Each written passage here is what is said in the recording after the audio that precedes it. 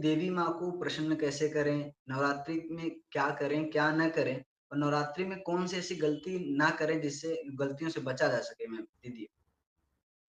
इसमें कैसे है कि देवी को प्रसन्न करना या देवी की आराधना करना, तो उसके लिए हम कैसे कर सकते हैं कि ये 9 दिन देवी का तत्व इस पृथ्वी पर 1000 गुना मात्रा में कार्यरत रहता है। तो जी, हम श्री दुर्गा देवी नमः ये जप अधिक से अधिक करें, ताकि वो तत्व का हम लाभ ले पाएँ। कुछ लोग 9 दिन उपवास करते हैं, कुछ दिन अष्टमी या नवमी को उपवास करते हैं या पहले दिन करते हैं। तो जी, उपवास के माध्यम से भी हम देवी की आराधना कर सकते हैं। उपवास यानी एक जी, तरीके से देवी का हमारे साथ निरंतर वास है, इसका स्मरण जी, रखना। जी, फिर हम अखंड दीप जलाते हैं, कोई किसी-किसी के घर में दीप प्रज्वलन किया जाता है, जी, वैसे कर सकते हैं। या कंचके बिठाते हैं ना, कुमारिका पूजन किया जाता है। तो कोई-कोई लोग प्रतिदिन एक कुमारिका का पूजन करते हैं और पूजन करते समय उनमें देवी ही है, ऐसा उनके मन में भाव रहता है। या अष्टमी, नवमी पर 9 देवी बुलाकर उनका पूजन किया जाता है। तो जी, ऐसे कर सकते हैं। जी।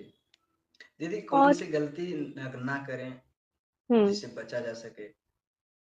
इसमें प्रधानता कैसे है कि ये जो 9 दिन हैं, ये एकदम पवित्र दिन रहते हैं, देवी की आराधना के दिन रहते हैं। तो ये हम ध्यान रख सकते हैं कि कोई मद्यपान ना करे, धूम्रपान ना करे या फिर शराब पीना ये सब ना करें। फिर कुछ ऐसे चित्रपट देखना, इस प्रकार का आचरण ना हो या फिर मौज-मस्ती करना, इस प्रकार का आचरण ना हो। भाव-भक्ति करने के प्रयास बढ़ाएँ। इसके साथ संयम का ही पालन कोई करें। हाँ, दान वसूल करते हैं, लेकिन वो ज़बरदस्ती करते हैं, तो उस प्रकार से ना हो। या जैसे जी, पंडाल लगते हैं, उसमें देवी का पूजन करने के लिए भाव-भक्ति के गीत लगाए जाएँ, रीमिक्स गाने या हुँ, पाश्चात्य गाने, इस प्रकार से ना लगाए जाएँ। तो ऐसे एक ध्यान रख सकते हैं। जी। बहुत सही जवाब दिए दीदी, बहुत सही सलाह दी आपने, बहुत सारी चीज़ें बताई आपने। दीदी एक आखिरी सवाल है मेरा कि क्या आज हम लोग नवरात्रि का उद्देश्य भूल चुके हैं?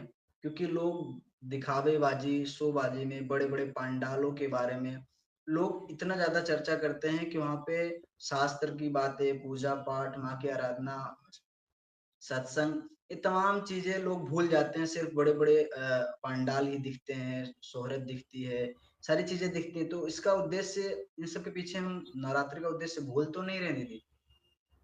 हुँ। अभी कैसे भैया कि सभी के मन में नवरात्रि मनानी है, ये विचार है, लेकिन धर्मशास्त्र का पालन करके मनानी है, ये उन्हें जानकारी नहीं है। इसके कारण वो धर्माचरण कर नहीं पाते हैं या कितना करते हैं ये उन्हें भी जानकारी नहीं रहती है। मूलतः क्या है कि अगर हम अपने धर्म का पालन करेंगे, शास्त्रों में जो बताया वो करेंगे, तो हमें उसका लाभ होगा। थोड़ा भी हम उससे हटते हैं, अपने मन के अनुसार करने का प्रयास करते हैं, तो हमें उसका विकृति का आगे अपलाप देखने को मिलता है। तो हमारा तो उद्देश्य यही है कि सभी को धर्म शिक्षा मिले, सभी धर्म शिक्षा लेने का प्रयास करें और उसका पालन करने का प्रयास करें। आजकल कैसे जी, आपने बताया कि बाज़ारीकरण हो गया है, यानी 9 दिन 9 देवी के अलग-अलग रंग की साड़ी पहननी है, इस प्रकार से भी मार्केटिंग का ही एक तरीके का प्रकार है। तो ये मार्केटिंग ही शुरू करते हैं लोग। कोरोना था तो वो बोलते हैं कि 9 देवी है तो 9 रंग के मास्क पहनने, ये तो कहीं शास्त्र नहीं है। 9 रंग की साड़ी पहननी, ये भी कहीं शास्त्र नहीं है। तो अपना व्यवसाय बढ़ाने के लिए इस प्रकार से प्रयास किया जाता है। हमें केवल ये समझना है कि ये शास्त्र नहीं है, हमें शास्त्र में जो बताया वैसे देवी की आराधना करनी है। जी दीदी। दीदी आपने बहुत अच्छा मार्गदर्शन किया कि माँ की आराधना कैसे करें, कौन-सी गलतियाँ ना करें और समाज में जो चीज़ें फैल रही हैं, कुकृतियाँ, कुवृत्तियाँ, उस पे लोगों को आपने बहुत अच्छा मार्गदर्शन दिया।